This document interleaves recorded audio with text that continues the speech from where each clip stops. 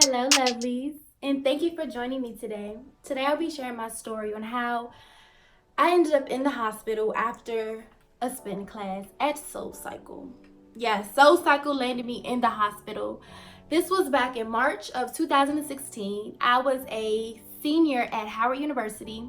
This year, I was a resident assistant, and I remember it happening right before spring break. So, this is early March, and I'm set to graduate in May of 2016. And so I remember one of my classmates having some type of promotion with SoulCycle for students to come for free, probably to get us to get a membership. And so I signed up for the class, ended up going early one morning. I felt fine after the class. I felt really good, and so I was kind of sore, but I was like, didn't think anything of it because I'm just like, well, I really haven't done anything in a while, so maybe that's why. Fast forward to 2 days later, baby, I woke up and I could not move. Like, I couldn't walk. I couldn't do anything without assistance. And let me just put this out there. I'm a dramatic person. I'm a very dramatic person. However, I also know my body, and I know when something is not right with my body. And this was one of those times. And so I called the girls that I went to SoulCycle with, and I'm like, girl, can you walk? Like, are you in pain? And they're like, no, we just left the mall. Like, I'm good. And I'm like, nah, something is wrong with me then, because we went to the same class, we did the same thing. And mind you, I wasn't even like turning my resistance up on my bike where they would like turn up the resistance. I was acting like I was, but I didn't really do it. And so I was just confused because I'm like, why can I not walk? Why I'm in so much pain? I had like bruises on my legs, and my legs were swollen to capacity, y'all, like swollen, like huge. And so I'm just like, something's not right. So knowing me being me, I get to Googling, y'all. I'm like, can't walk after SoulCycle. My mother used to always tell me, type in exactly what you're looking for. So that's exactly what I did. I typed in cannot walk after SoulCycle. Y'all, all these horror stories started popping up about people who ended up in the hospital after SoulCycle. I'm like, why didn't I look this up before I went? Because of course you think, it's not gonna happen to me. Nothing like this will ever happen to me, but baby, it can happen to you. And so, but nobody thinks like that. So I didn't Google it before, but I Googled it after, and I was like, this is what I have. I know for a fact that this is what I had. One of the symptoms were like a change in your urine. My urine was fine, but I still had all the other symptoms. So I'm like, well, maybe I'm good. Maybe I don't need to go to the hospital. But no, like the pain was getting worse. And my body was getting even more stiff to the point where I was just like, no, something needs to be done. And so I'm, researching. I'm like, okay, I just need to get hooked up to the IV and they could just flush it out or whatever. So I'll call my friend Mercedes, and she is like over there in like 2 seconds to come pick me up. And we go to the ER together. And so we're in there. I'm asking them, you guys, can you all like just hook me up to the IV and flush out whatever is in my system right now? I have rhabdo. And they're like, rhabdo? What is that? Like looking at me like I'm crazy. And I'm like, no, like rhabdo, I went to a spin class and I can't walk because I have something in my bloodstream that's not good for me. And they're looking at me like they really had no idea what I was talking about. So imagine how uncomfortable I was going somewhere to be treated for something that no one knew about. They had no idea what I was talking about. Because, I mean, it is a rare thing. Even online, most of the information I was finding was through forums. It wasn't like stuff on WebMD about it. And so at that point, they're like, no, we can't just do that. We have to admit you. And I'm like, this is after they take all the tests and everything. They're like, we have to admit you. And I'm like, admit me for what? Just flush me out. Like, I'm fine. And they're like, no, like you have to be admitted because we need to monitor you for kidney failure. Come again? For what? Kidney failure. And I'm like, nah, no way. You sure? And they're like, yeah, your CPK levels are elevated. And so CPK levels are like, I think that might be creatinine kinase. I'm not sure. Don't quote me. I didn't go to med school. But they're supposed to be between, I think, 100, below 100 and 200, in that little range. My CPK levels were elevated to over 40,000. They were elevated to over 40,000. How they got that high, I have no idea. And so that's why I had to get admitted, because so basically rhabdo, it's called rhabdomyolysis. Rhabdomyolysis basically is breakdown of your muscle, and I believe it's like a protein that's being released into the bloodstream that affects your kidneys and can cause them to fail if not treated. And so that's what was happening. Why it happened to me and not, anybody else that went to the SoulCycle class is what we were trying to figure out. And that's why they then told me that I had to get a muscle biopsy. So they went in on this left leg, sliced it right here, I'll show you guys, and did a muscle biopsy. So do you know what happened then? I ended up with nerve damage and no feeling, no sensation in this left leg. And I still had pain in both my legs after. Had nerve damage, and then started experiencing pain all throughout my body, everywhere, all over. I'm talking in my fingers, the soles of my feet hurt. Everything was in pain.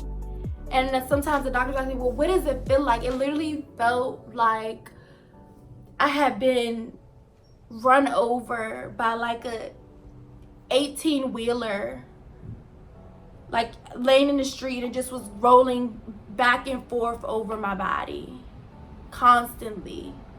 And then I would get like tension in my shoulders, and it felt like a very large person was like sitting on my shoulders like all day long, just weighing me down.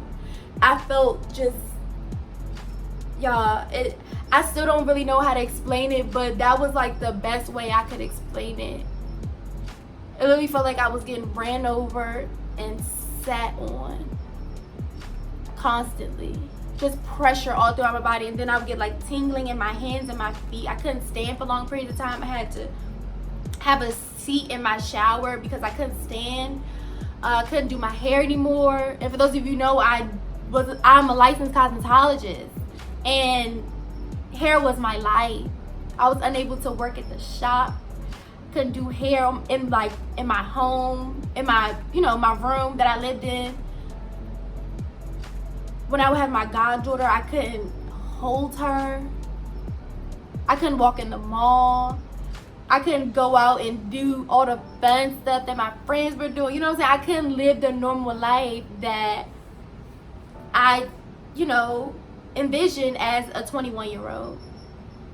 And 22 and 23, it's because it was a constant thing. It's not like it happened and then I was it, and I'm still dealing with it to this day, 2019. And so it's just so crazy because that muscle biopsy should not have been done while I was still recovering from rhabdo. That muscle biopsy should have been done after I had fully recovered,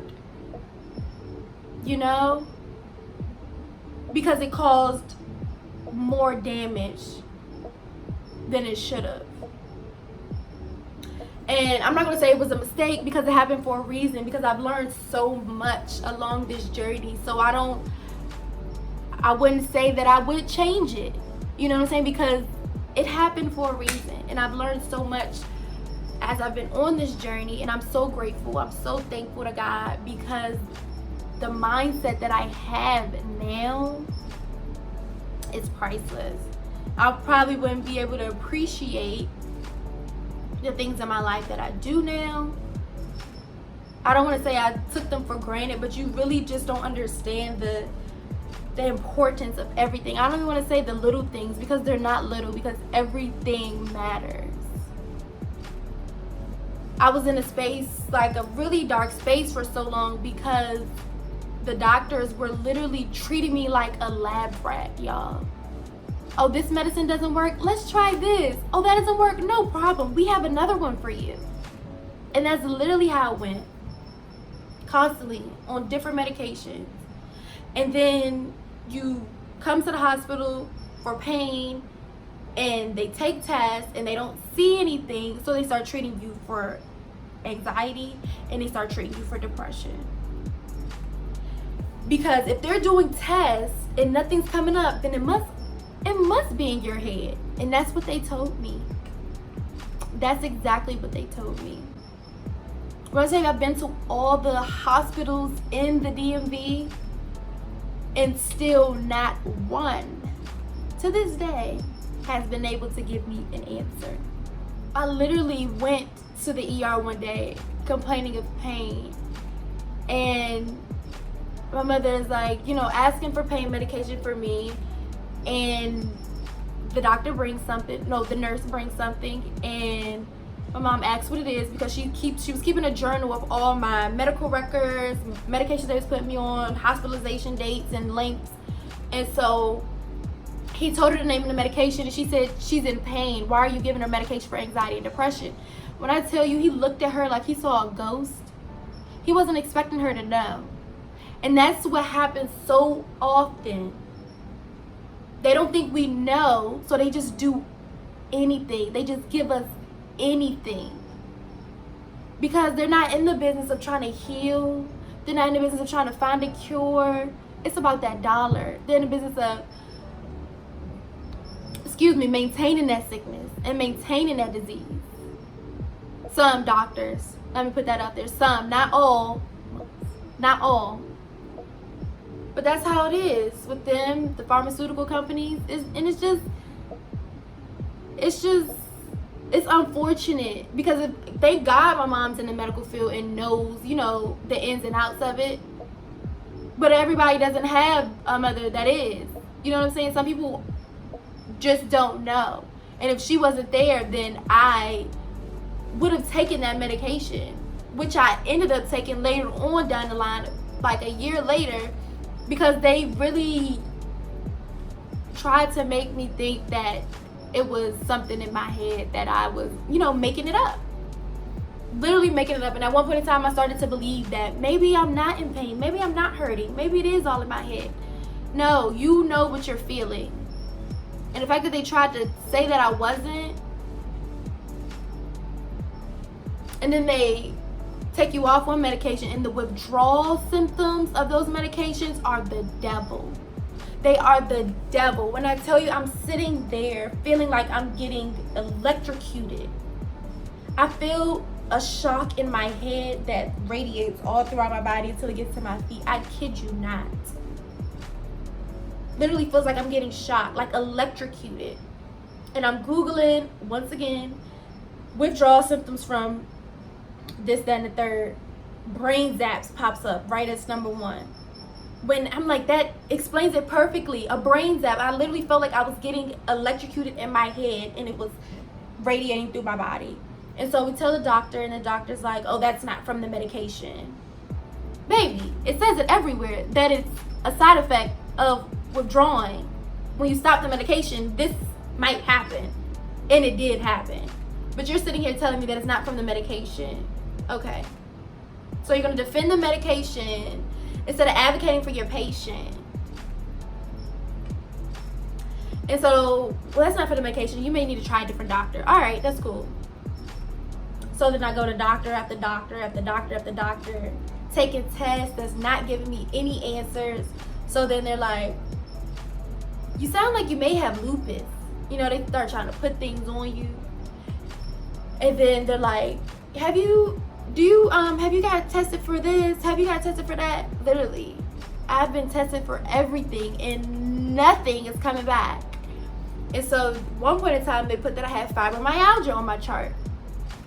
Basically, they diagnose you with to my understanding, sometimes doctors diagnose you with fibromyalgia when they've exhausted all the options. They've taken all the tests and they can't find a diagnosis. So they give you fibromyalgia, which is basically widespread unexplained pain, which makes sense. And that makes sense about, like, that explained what I had. Literally pain all throughout my body with no explanation. And so for the longest, I was going for that. And I'm like, I have fibromyalgia. People ask, well, how do you, what's wrong with you? I would say I have fibromyalgia. But then I stopped claiming that because I'm like, no, like I don't have that. So I stopped claiming that. Fast forward, I'm just so glad that I listened to myself, because who knows what could have happened if I would have waited a few more days to go to the hospital, or if I would have listened to them saying I was just being dramatic, or if I didn't go because I didn't have all the symptoms but I had most of the symptoms. You know, who knows what could have happened to me, to my kidneys, you know? And so I say all this to say that you know your body, you know what's best for you. And this was one of those times where I was so glad that I listened to what I was feeling on the inside, shoot, and then on the outside, because this body was in pain, okay? And so I just want to thank you all for watching. If you all have any questions, any questions, feel free to comment below. So make sure y'all, first, pause right here. Make sure y'all subscribe to the channel. Like, seriously, subscribe. Why aren't you subscribed? If you give me a good reason as to why you're not subscribed, then maybe I'll let it be. But y'all need to subscribe, because I have so much more in store for y'all. Like, this is literally just the beginning. So, like, comment, and subscribe below. And I will see you all next time. Peace, love, and light to you all. I love you.